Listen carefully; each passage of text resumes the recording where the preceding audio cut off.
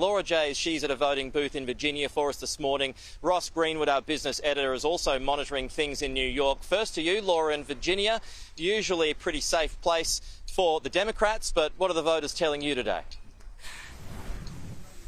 Yeah, it certainly is a pretty safe place here in Virginia, in Alexandria. It's kind of like the Wallara of Washington, I'd say, just outside of Washington at least. So we're just kind of gauging the mood. We went inside the polling booth here, and this is just to give you an idea of what the voting process is like in America. It's very clinical.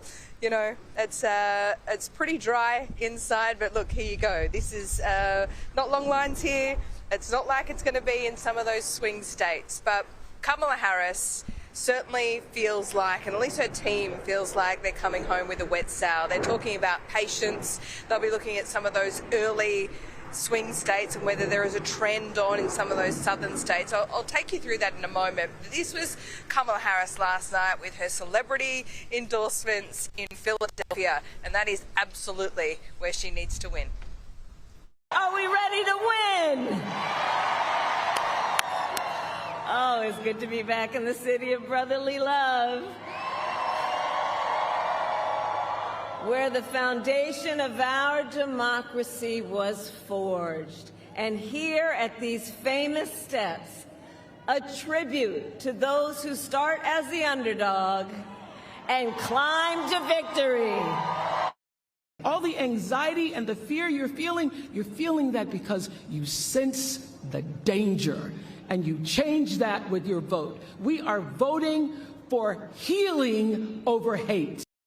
For more than half of this country's life, women didn't have a voice. Yet we raised children, we held our families together, we supported men as they made the decisions. But tomorrow, women will be a part of making this decision.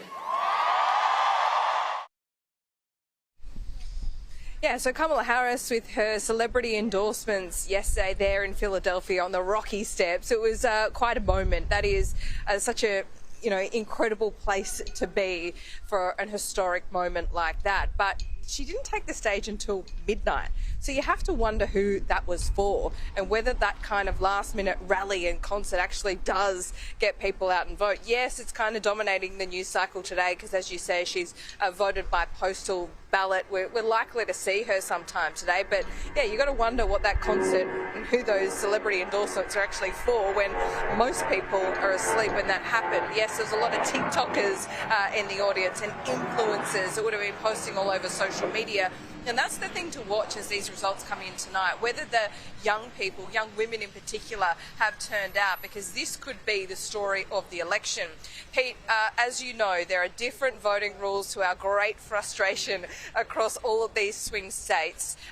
So what you're going to see is a pretty slow count in Pennsylvania, the crucial state tonight. But what we'll start to see around 7 or 8 o'clock is the results from places like Florida, North Carolina, Georgia. And we'll be looking at Georgia and North Carolina in particular. The Democrats will break early in those states, but what we're looking for is that if it's all Trump early, well, that will be a good sign for him. If it's Democrats early, well, that's pretty standard, and we might need to wait just a little longer for that. Other areas, Puerto Rican areas where you are, in Florida, we'll be looking at those booths early as well. So we'll start to get results. Don't get too excited on either side too early, but we'll start to see some trends. No, that's true. I remember 4 years ago when it looked like the Republicans had taken the early lead and the Democrats just came over the top of them in the end. Thank you. Laura Jays there in Alexandria in the state of Virginia.